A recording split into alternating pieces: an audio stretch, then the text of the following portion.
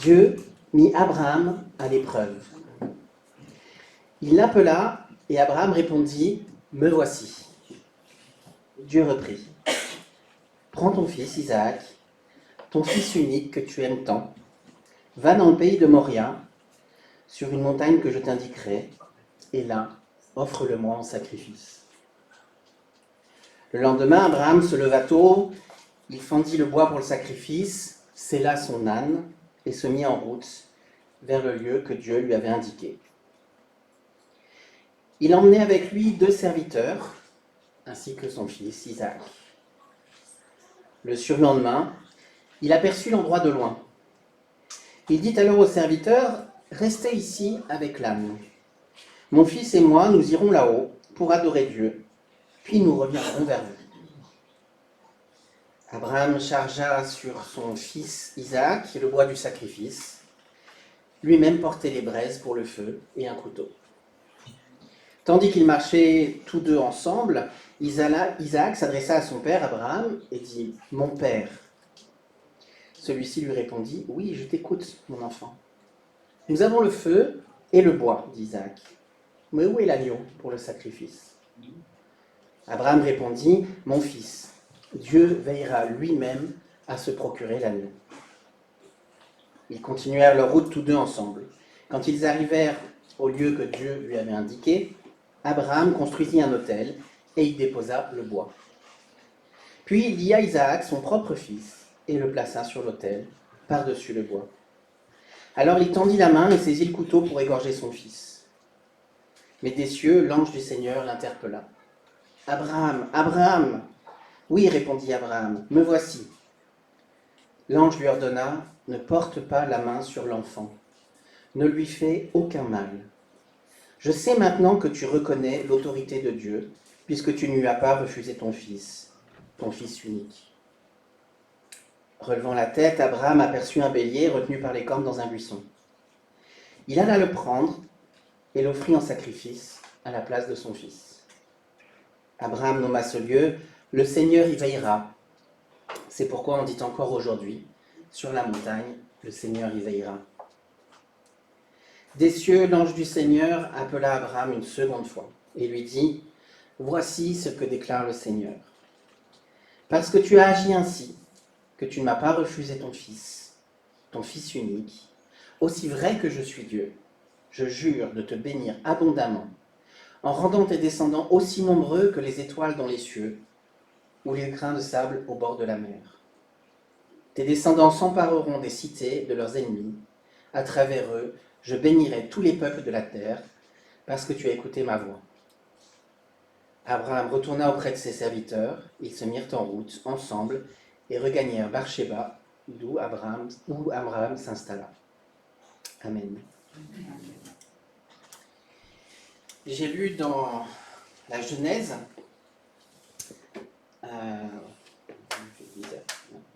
bon, il tourne dans tous les sens, ça va aller.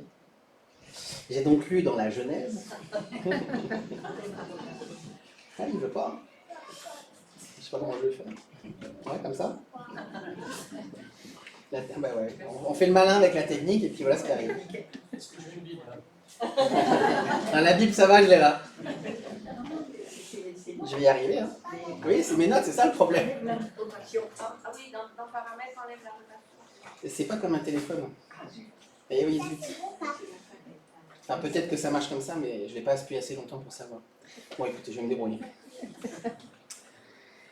On fait une série de prédications sur les patriarches. Alors, ça sera une série courte. Je vous ai fait une introduction la dernière fois. Il y a aujourd'hui Abraham, la prochaine fois, ça sera Isaac, et la suivante, ça sera Jacob. Une fois pour chaque personnage. Abraham, c'est le père. C'est notre père dans la foi.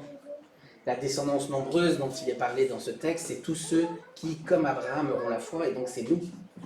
C'est tous les êtres humains qui, depuis Abraham, ont cru en Dieu, suite au ministère que Dieu a eu à travers lui et à travers ses descendants. Il est notre ancêtre dans la foi. Le texte nous dit qu'Abraham a cru, c'est dans Genèse 15, quelques chapitres plus tôt, là on était au chapitre 22, qu'Abraham a cru et que c'est comme ça que Dieu l'a justifié. Il n'y a pas de système de justification qui serait différent entre l'Ancien et le Nouveau Testament. Tout le monde est justifié par la foi, y compris Abraham. Abraham a cru, il a cru à un certain nombre de promesses de Dieu, mais peut-être que la plus importante pour lui, c'était celle d'avoir un fils. Et un fils de sa femme Sarah, qu'il aimait. Et quand enfin ce fils arrive, alors que Abraham, qui est pourtant le prototype du croyant, a quand même douté et essayé de réaliser cette promesse par ses propres forces, quand ce fils arrive, on est heureux pour lui. On est heureux pour ce vieil homme qui voit ce miracle se produire et la promesse de Dieu enfin s'accomplir après tant d'années depuis que Dieu lui avait fait cette promesse. Alors on se dit que peut-être Dieu pourrait laisser Abraham tranquille et lui laisser profiter de sa vieillesse tranquillement avec son fils Isaac. Mais voilà que l'inconcevable se produit. L'inconcevable, et notre cœur se brise d'entendre, si nous lisons cette histoire pour la première fois aujourd'hui, on sait comment elle se termine, mais si nous lisons cette histoire pour la première fois, notre cœur se brise de savoir qu'Abraham va devoir se séparer de son fils et le tuer lui-même. Quelle horreur! Non seulement ça nous semble injuste, mais en plus ça nous semble horrible. Et Dieu lui-même n'accepte pas les sacrifices humains. On ne comprend pas, mais pourquoi Dieu demande ça à Abraham? Nous aussi, souvent, on se demande pourquoi, quand il nous arrive quelque chose. Pourquoi ou pourquoi moi? Et à mon avis, Abraham s'est posé la question lui aussi. J'aurais du mal à croire qu'Abraham ne se soit pas demandé pourquoi. Pourquoi, Seigneur, tu permets ça? Le texte ne nous le dit pas, et on nous présente Abraham comme le père des croyants. Mais Abraham est un être humain comme nous, et bien que dans sa vie soit fondée sur la conviction que Dieu était fidèle, il y a des moments où il a douté, il y a des moments où il a menti.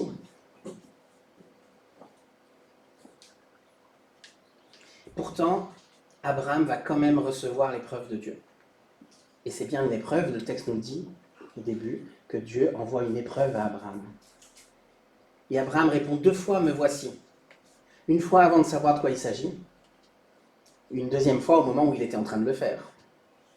2 fois, Abraham répond, me voici. Face à l'inconcevable, Abraham a une telle confiance en Dieu. Il ne sait pas ce qui va se passer. Et je sais que vous avez eu une prédication sur le vase d'argile il n'y a pas longtemps. Abraham, le vase d'argile, se dit qu'il n'a pas le droit de dire au potier ce que le potier doit faire avec le vase. Et Abraham dit, me voici. Moi, je trouve que c'est incroyable, cette confiance d'Abraham. Cette incertitude dans laquelle il entre, en même temps confiante et en même temps tremblante. Est-ce que peut-être, pendant les 3 jours de voyage, il a été tenté de faire demi-tour? Certainement. Ça a dû tourner dans sa tête. Il ne faut pas qu'on s'imagine les épreuves des grands qui nous ont précédés comme étant... ils ont marché sur l'eau, c'était facile. Même le Christ, en allant à la croix, en acceptant d'entrer dans l'épreuve ultime que Dieu lui avait donnée, même le Christ, il n'a pas été épargné de son angoisse, de l'angoisse d'y aller. Il y allait par obéissance, mais l'angoisse était là. Et je pense que pour Abraham, on peut bien imaginer qu'il y a beaucoup de choses qui sont passées dans sa tête pendant ces 3 jours de voyage. Abraham sait Dieu fidèle. Il ne sait pas pourquoi, il ne sait pas comment, il sait juste que Dieu est fidèle. Alors il imagine quelque chose. Il imagine que Dieu va ressusciter son fils. Je trouve ça incroyable parce que Abraham n'a jamais vécu de résurrection. Il n'en a jamais vu. Donc il imagine quelque chose qui pour lui n'existe pas. Il s'imagine ce truc-là en se disant, je ne vois pas d'autre solution de comment Dieu peut continuer d'être fidèle à sa promesse. Mais vous vous rendez bien compte qu'Abraham n'est pas en train de se dire, bon bah tant pis, Dieu m'avait donné cette promesse, peut-être qu'il me la reprend et que finalement Dieu va se dédire. C'est même pas concevable pour Abraham. Il est prêt à imaginer un truc qui n'existe pas pour lui, une résurrection, pour se dire que de toute façon, puisque Dieu est fidèle, il faut bien que quelque chose se passe. Et il est prêt à imaginer quelque chose de surnaturel, parce que imaginer que Dieu ne serait pas fidèle, ça n'a pas de sens. Donc Abraham répond une deuxième fois, me voici. Quelle attitude incroyable d'y aller sans savoir, sans aucune certitude. Et pourtant, la seule chose qu'il sait, puisqu'il sait que Dieu est fidèle, il dit au serviteur, nous reviendrons. Il ne dit pas je reviendrai, il dit nous reviendrons. Et quand son fils lui demande, mais on n'a pas d'agneau, Abraham dit, Dieu pourvoira pour lui-même un agneau. À ce moment-là, l'Épître aux Hébreux nous apprend qu'Abraham n'imagine que le fait que Dieu va le ressusciter. Donc Abraham n'imagine pas qu'il y aura un bélier. La seule chose qu'il imagine à ce moment-là, c'est que ça sera son fils, l'agneau, et que c'est l'agneau que Dieu s'est choisi. Mais il pense, il croit au fond de lui, que Dieu étant fidèle à sa promesse, il reviendra avec son fils. Et je crois que donc Isaac parle d'adoration. Il dit « nous allons adorer Dieu ». Et je pense que ce texte nous présente la fidélité dans l'épreuve comme un acte d'adoration, comme la véritable adoration. Le sacrifice de l'Ancien Testament, Dieu n'a pas besoin, Dieu a tout créé, Dieu n'a pas besoin de ces sacrifices. Il n'a pas besoin des animaux, il n'a pas besoin de ce sang, il n'a pas besoin de tout ça.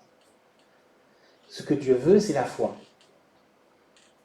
Au prophète Michée, Dieu révèle que les Israélites donnent des sacrifices, mais leur cœur n'est pas dedans. Ils font un acte religieux, en pensant se mettre Dieu de côté, en pensant se mettre les autres dans la poche, en donnant des bêtes qui sont malades ou qui sont boiteuses. Au lieu de donner la première part de ce qu'ils ont, ils donnent la dernière, le reste, ce qu'ils peuvent mettre de côté. Leur cœur n'est pas dedans. Aujourd'hui, on ne fait pas de sacrifice au même sens qu'Abraham, dans le sens physique. De même qu'on n'adore pas des idoles en nous prosternant devant des statues. Mais quand, dans l'Ancien Testament, un peuple adore une idole qui doit lui apporter la prospérité et qui doit lui donner la richesse, c'est exactement la même chose, la statue en moins, que dans notre société, quand nous adorons la société de consommation en espérant qu'elle va nous donner de l'argent, qu'elle va pourvoir à nos besoins. C'est exactement pareil, il n'y a pas de différence. Dans leur culture, ça se manifeste avec une statue et on se prosterne devant. Mais dans notre société, c'est pareil. C'est exactement la même chose. Et on devrait bien plus se préoccuper de l'individualisme et du consumérisme et de ces choses-là, des inégalités, etc. On devrait bien plus se préoccuper de ça que d'Halloween. Ce n'est pas une fête que j'apprécie. Mais honnêtement, les chrétiens détournent beaucoup d'énergie pour s'occuper de ce truc-là, qui n'a pas beaucoup d'impact. Et pendant ce temps-là, ils avalent le chameau, alors qu'ils ont filtré le moucheron. Et avaler le chameau, c'est quoi? C'est la société de consommation dans laquelle nous sommes aussi, qui nous prend nous aussi dans notre cœur. C'est notre idolâtrie de l'argent, de la sécurité, de l'individualisme. Là, il est le chameau. Ah oui, le moucheron, on peut le filtrer, bien sûr, mais ça serait pas mal de filtrer le chameau d'abord.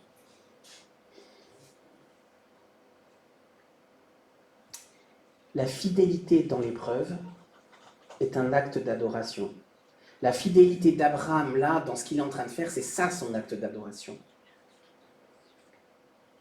Si Abraham avait dû sacrifier s'il était parti pour sacrifier un agneau qu'il l'avait fait par habitude, peut-être qu'il l'aurait fait de tout son cœur. Mais ça n'aurait jamais eu la valeur d'adoration qu'a cette obéissance d'Abraham dans l'épreuve qui lui est proposée.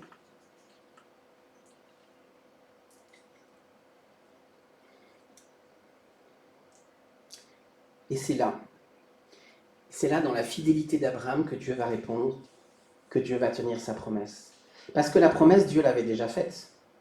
Il la redonne juste après, mais la promesse, il l'avait déjà faite. Et Dieu ne va pas se dédire.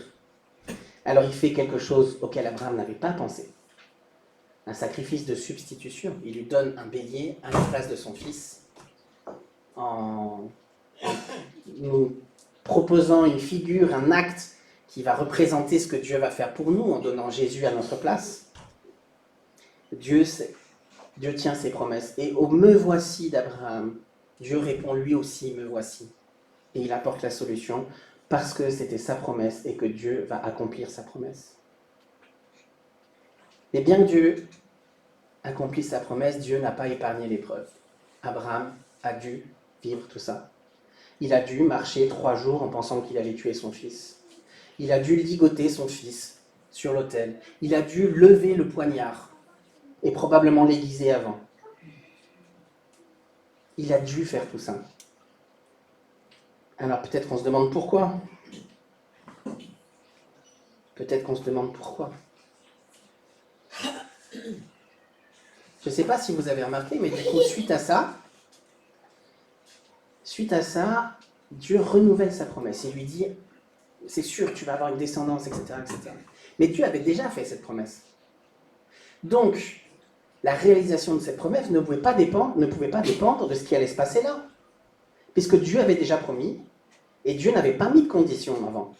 Dieu avait dit, je te donnerai ci, je te donnerai ça, je te donnerai une descendance, et tu seras en bénédiction à toutes les nations. Dieu l'avait déjà dit, l'avait déjà promis, et sans condition. Donc de toute façon, ça allait s'accomplir. Donc la question est la suivante. Puisque Dieu avait déjà promis, est-ce que Abraham pouvait flancher ? La réponse est non. La réponse est non. Il n'était pas possible qu'Abraham flanche. Pourquoi ? Parce que Dieu avait promis qu'à travers la descendance d'Abraham, à travers Isaac, il y aurait un peuple nombreux. Et Dieu est fidèle à ses promesses. Donc d'une manière ou d'une autre, Dieu allait s'assurer que ce que Abraham a traversé jusque-là dans sa vie l'amènerait à réussir cette épreuve-là et ce test-là. Et Dieu confirme ce qu'il avait déjà promis. Je ne sais pas si vous connaissez cette phrase de Saint Augustin qui nous dit Dieu ordonne, Dieu donne ce qu'il ordonne et il couronne ce qu'il donne. Vous comprenez ? Dieu nous demande quelque chose. Il demande à Abraham la fidélité. Mais Dieu donne la fidélité à Abraham. Et une fois qu'Abraham a été fidèle, Dieu récompense la fidélité d'Abraham. C'est ce que nous voyons dans ce texte-là. Si on pense qu'il était... c'est pas que c'est impossible, théoriquement, qu'Abraham chute. C'est juste que Dieu veille à ce que ça ne se fasse pas. C'est exactement la même chose avec l'assurance du salut. C'est pas que ce soit impossible qu'on chute.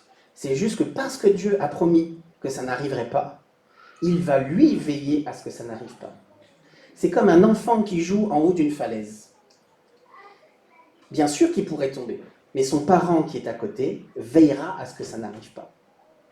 Et c'est ça que fait le Seigneur avec nous. C'est ça l'alliance des hommes et Dieu qui est de manière beaucoup plus claire présente dans la nouvelle alliance que nous nous sommes rappelés en prenant le repas du Seigneur. C'est que oui, théoriquement, nous pourrions perdre notre salut. Mais Dieu ne veillera à ce que ça n'arrive pas. Pourquoi ? Parce qu'il l'a promis.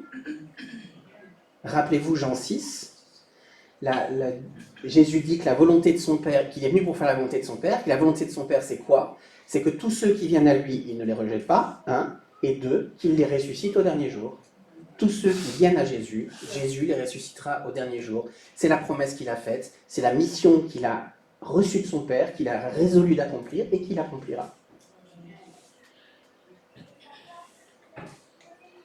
Donc Abraham aurait-il pu flancher ? Je ne crois pas. Mais est-ce que Abraham pouvait ne pas passer par cette épreuve ? Je ne crois pas non plus.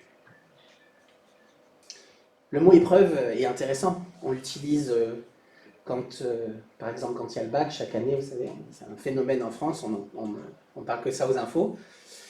C'est les épreuves du bac. À quoi sert une épreuve ? L'épreuve, elle sert à passer au niveau d'après. Est-ce que vous savez que Jésus, dans sa vie, il a eu beaucoup d'épreuves, il a eu beaucoup de souffrances ? Pourquoi Dieu ne lui a pas épargné ?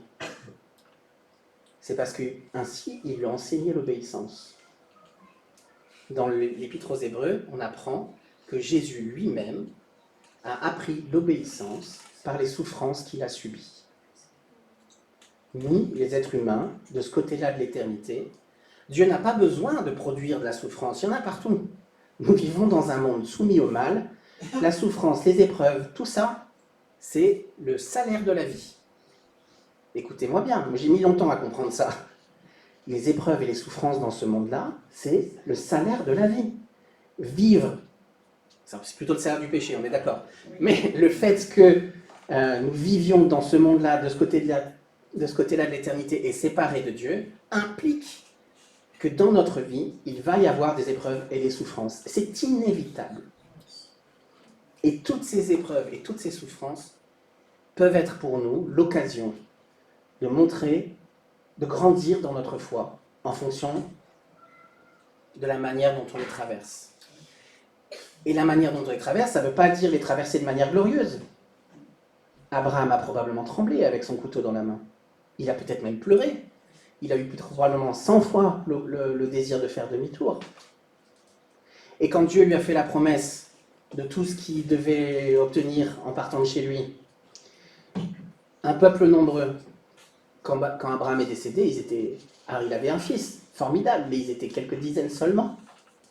Une terre, ils n'en avaient qu'un petit bout. Une bénédiction pour toutes les nations, on en était loin.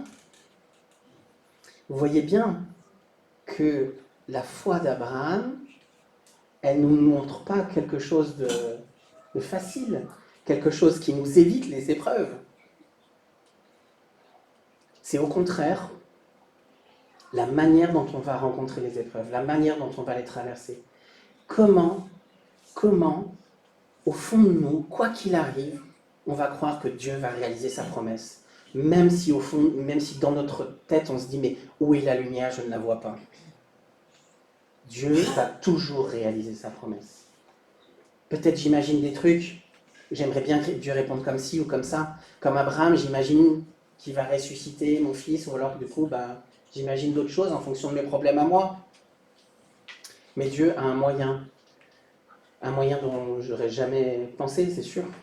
Comment je pourrais penser comme Dieu? Je ne peux pas penser comme Dieu. Dieu a un moyen par lequel il accomplira toujours sa promesse.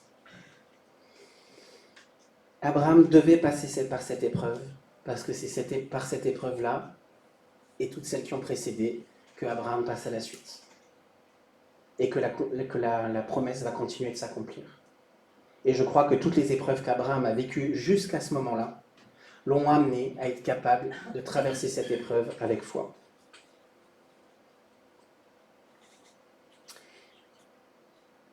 Un jour, on devient chrétien. Et ensuite, on le devient. C'est comme la parentalité. Un jour, les uns les autres, vous vous êtes retrouvés papa ou maman. Paf, c'est l'étiquette que vous aviez. Et ensuite, il a fallu que vous appreniez à l'être. N'est-ce pas?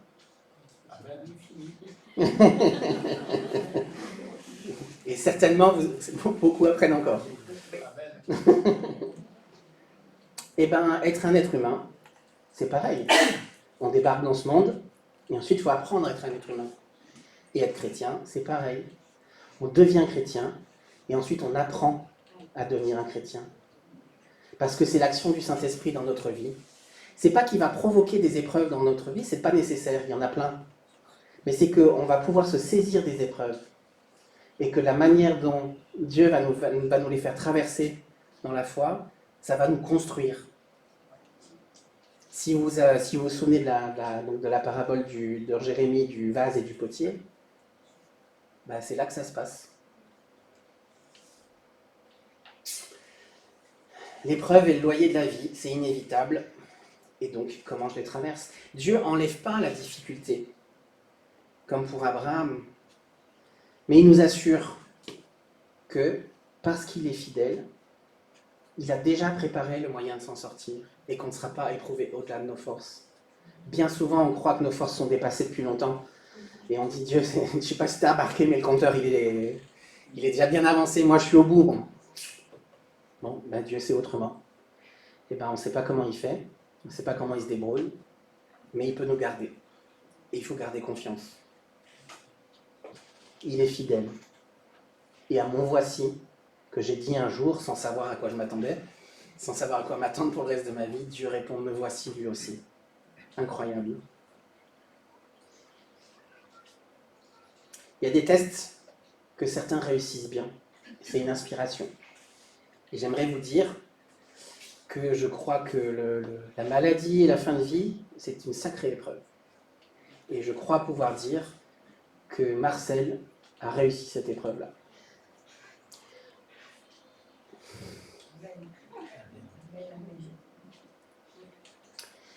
C'est la première fois que j'accompagne quelqu'un en fin de vie qui est aussi prêt d'aller rejoindre son père. J'avais jamais vu ça. Vraiment. Jusqu'au dernier moment, l'après-midi juste avant qu'il parte, on était quelques-uns dans sa chambre avec lui. Il nous a prêché. Et on a lu un psaume ensemble. Il a chanté pour nous. Il a chanté des chants qui parlent du fait qu'il allait partir. On a prié ensemble. Quelle foi, quel exemple. Je sais que Marcel n'est pas quelqu'un de parfait et il m'engueulerait si je disais un truc pareil. On peut en être sûr. Il m'expliquerait verset à la pluie pourquoi c'est pas vrai. Mais ce test-là, cette épreuve-là, il l'a réussi, ça c'est sûr. Ça c'est sûr. Et il y a des tests qu'on rate. Par exemple, pensez à Moïse. Moïse est dans le désert, il guide le peuple, et puis Dieu lui demande de... le peuple se plaint et il demande de l'eau, et Moïse en a marre du manque de confiance du peuple. Et donc Dieu lui dit, si tu touches le rocher avec le bâton, il y a de l'eau qui va sortir. Et Moïse se met en colère, il frappe le rocher pour qu'il y ait de l'eau qui sorte. Et il a donné une mauvaise image de Dieu. Là a été son épreuve. Il a donné une mauvaise image de Dieu, et en conséquence, il n'a pas pu entrer dans le pays promis. Je ne pense pas que Moïse s'en soit plaint, parce que Moïse a compris l'importance de ça. Et je dois vous dire, mes frères et sœurs, que la semaine dernière, j'ai donné une mauvaise image de Dieu. J'ai raté le test. On avait une petite assemblée générale, j'explique pour ceux qui n'étaient pas là. On avait une petite assemblée générale, on avait une décision à prendre, on a discuté. Et c'était une discussion financière, et à un moment, ça m'a énervé. Et j'ai perdu mon calme. Et j'ai donné une mauvaise image de Dieu, parce que Dieu n'est pas comme ça. J'ai présupposé que les gens qui étaient en face de moi étaient ou n'étaient pas généreux, et j'ai donné une mauvaise image de Dieu, lui qui est patient, qui est plein de bonté, qui est pédagogue. Donc je vous demande pardon d'avoir fait ça, et je compte sur la grâce de Dieu. Parce qu'il y en a un qui n'a pas raté son épreuve, c'est le Seigneur Jésus. Ce texte d'Abraham nous parle de Jésus qui meurt à notre place. Et quand nous ratons parfois le test ou l'épreuve, il y a toujours quelque chose à apprendre. Il y a toujours quelque chose pour grandir. Il y a toujours une voie pour être fidèle à Dieu. Et encore une fois, répondre « me voici ». Parce que le Seigneur Jésus a répondu « me voici ». Et que son test réussi à lui vaut pour tous mes tests ratés. Et c'est la grâce sur laquelle on peut s'appuyer. C'est la grâce sur laquelle s'est appuyé Marcel toute sa vie. On aura l'occasion d'en témoigner pour les obsèques. C'est la grâce aussi sur laquelle nous qui sommes là, nous nous appuyons, que nous avons redit en prenant la scène ensemble. C'est cette grâce-là, ce test-là que le Seigneur Jésus a passé avec foi, qui nous assure que si nous ratons nos propres tests, alors il va nous relever. Il ne va pas nous laisser comme ça. Et il va nous donner des occasions, d'autres occasions de répondre « me voici » avec lui.